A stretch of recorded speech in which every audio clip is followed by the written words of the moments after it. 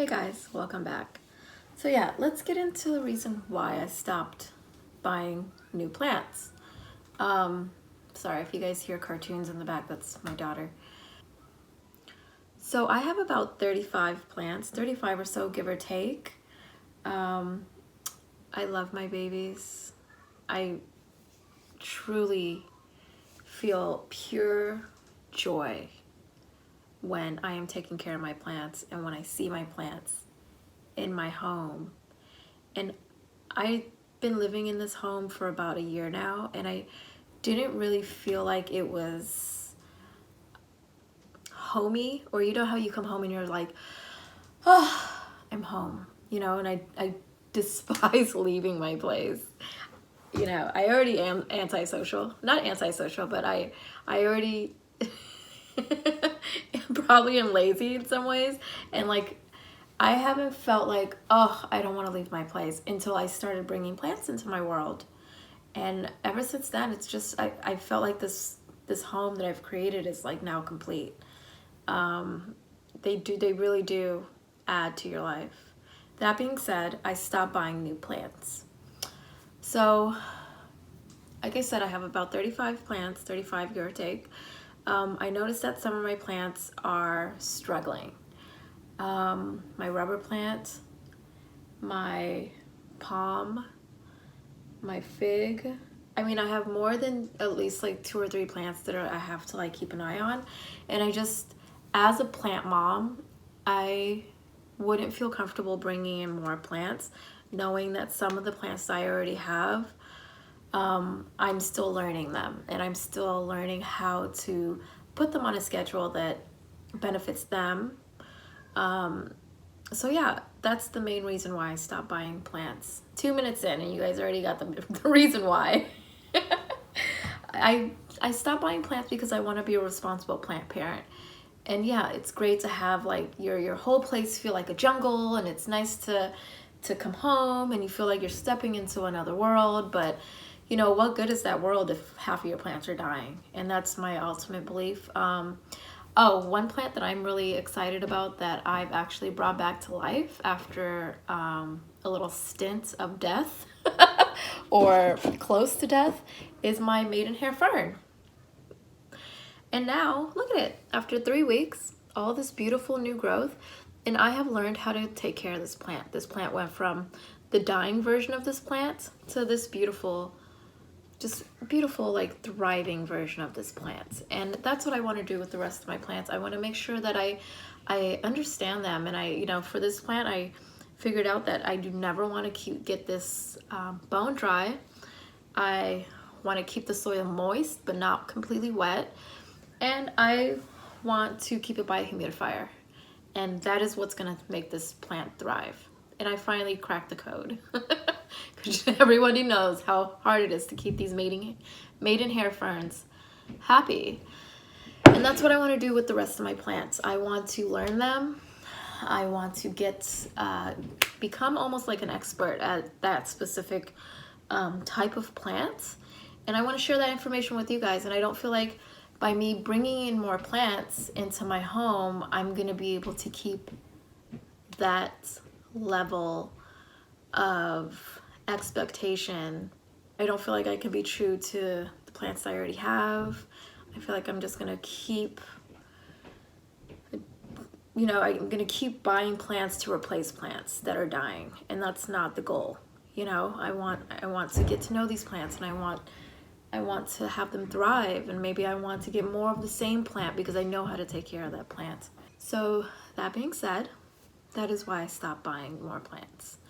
I haven't bought a plant in a month and a half, which is huge because I went from buying plants every week to not buying plants. I am not going through withdrawals or anything. I'm just really enjoying the plants that I have now.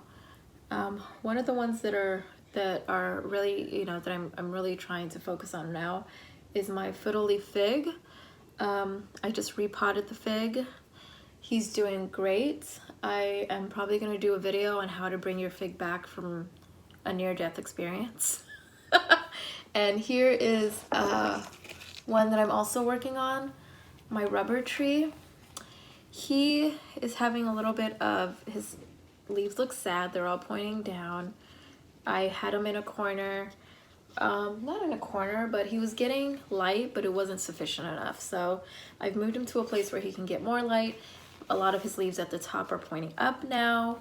I probably need to change the soil because the soil is probably nutrient deficient. So I'm going to work on that, and I'm going to work on making this guy happy and healthy again. Let's see what else I can show you guys. That's not too big. Oh, okay, so let's talk about calatheas. I almost want to take this back to the store because I just don't feel like I can take care of it. It's the medallion calathea. You can see all the browning right here. The soil is pretty dry. There's a whole bunch of dead crispy leaves. So I need to step my game up and figure out how to save this. So all my other ones seem like they're doing pretty well. There's maybe one or two more that are too big that I can't really move them into focus. Oh, let me show you guys this little trait. Look at my monstera. It got a fenestration in its leaf. This is the first one. It's very exciting. I'm very excited. But she's doing great. She's happy, healthy. She's gonna turn into a monster. I already know it.